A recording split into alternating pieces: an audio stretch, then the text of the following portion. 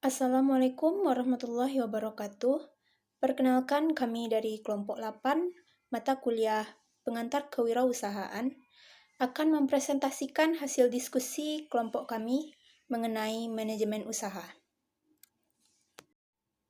Baiklah, sebelum memulai presentasi hari ini, kami dari kelompok 8 akan memperkenalkan anggota kelompok 8 terlebih dahulu. Yang pertama ada Bunga Gesti, dan selanjutnya ada saya sendiri Fitrah Amalia Putri. Selanjutnya ada rekan saya Itsna Mutia Adifah. Dan selanjutnya ada rekan saya Latifa Salsabila. Baiklah, kami dari kelompok 8 akan mempresentasikan 3 materi. Yang pertama ada materi pentingnya manajemen usaha. Yang kedua ada membangun organisasi usaha. Dan yang ketiga ada aspek hukum dan legalitas organisasi usaha. Nah, untuk penyampaian materi pertama akan disampaikan oleh rekan saya, Bunga Gesti. Kepada Bunga, dipersilahkan.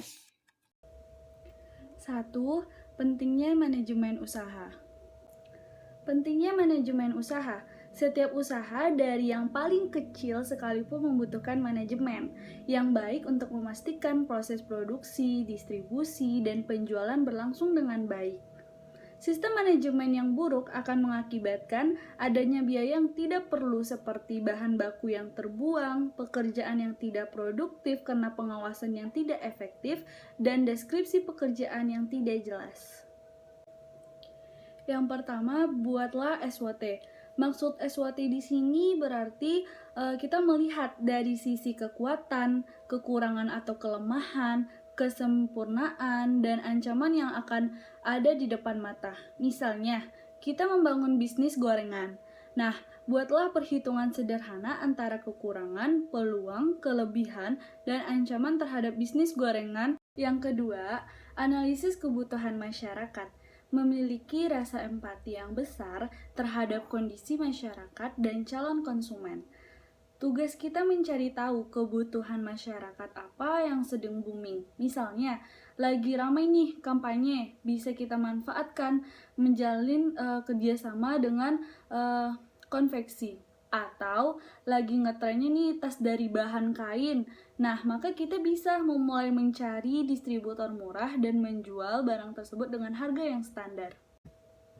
Yang ketiga, membuat rancangan analisis bisnis, di mana jangan asal hantam ketika kita berbisnis, karena membuat analisis atau perhitungan sederhana mengenai investasi yang akan dibutuhkan, harga pengeluaran rutinitasnya, lalu asumsi harga serta pemasukan yang akan didapatkan jika memproduksi sekian besar barang sekaligus.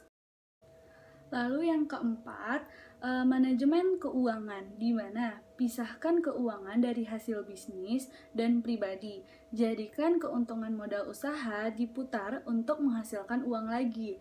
Nah, ya hitung-hitung kita belajar mengatur rencana anggaran pendapatan belanja rumah tangga.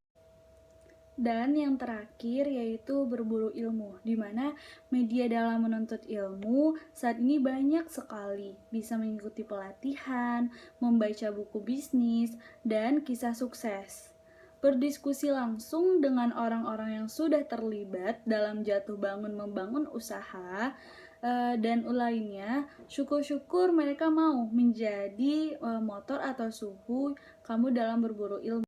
Yang kedua, membangun organisasi usaha. Sebuah organisasi harus dibangun dengan sistem manajemen yang baik sejak awalnya, yang direncanakan tidak saja untuk menjawab tantangan organisasi saat ini, tetapi juga sudah mempertimbangkan tantangan organisasi di tahun-tahun mendatang. Cara membangun organisasi usaha dengan baik. Yang pertama, membuat visi dan misi, membuat aturan, membuat struktur organisasi yang terarah, merekrut sumber daya yang baik, tegaskan masing-masing peran dan tanggung jawab. Banyak organisasi yang akhirnya tidak sukses karena mereka yang ada di dalamnya tidak memahami peran serta tanggung jawab. Selanjutnya, membuat rencana kerja, membangun profesionalisme, membangun budaya kerja. Sebuah organisasi bisa solid dan tangguh karena adanya budaya kerja yang baik dalam organisasi tersebut. Selanjutnya, berikan contoh nyata. Yang terakhir, membangun komunikasi timbal balik. Tanpa adanya komunikasi timbal balik, hubungan antara individu dalam organisasi saat mengeksekusi suatu rencana kerja tidak akan berjalan dengan baik. 3. Analisis hukum dan legalitas organisasi usaha. Analisis aspek hukum dimaksud untuk meyakini apakah secara hukum atau yuridis rencana bisnis dapat dinyatakan layak atau tidak. Jika suatu rencana bisnis yang tidak layak tetap direalisasikan, bisnis akan mengalami risiko yang besar, terutama akan dihentikan oleh pihak yang akan diprotes oleh masyarakat. Analisis aspek hukum mengkaji tentang legalitas rencana bisnis yang akan dibangun serta dioperasikan. Di wilayah tertentu harus memenuhi aturan hukum dan tata peraturan yang berlaku di wilayah tersebut. Keterlanjuran investasi di suatu daerah atau wilayah yang ternyata melarang usaha yang akan menimbulkan kerugian besar. Sumber bentuk legalitas. Di kelompok masyarakat yang hidup dan tinggal di daerah tempat proyek atau bisnis yang akan didirikan, masyarakat ini dapat menjadi bagian dari sistem dan struktur pemerintah ataupun kelompok adat atau suku. Misalnya, dalam struktur pemerintah terdapat RT RW, desa atau kelurahan, kecamatan, kabupaten atau kota. Selain itu terdapat kelompok adat atau suku, misalnya suku atau adat Minang, Dayak, Bugis. Kelompok pemerintah merupakan bagian dari struktur dan sistem pemerintah Indonesia, termasuk lembaga pemerintah dari desa sampai negara, serta instansi, lembaga, departemen yang membidangi sektor-sektor tertentu. Sekian presentasi dari kelompok kami.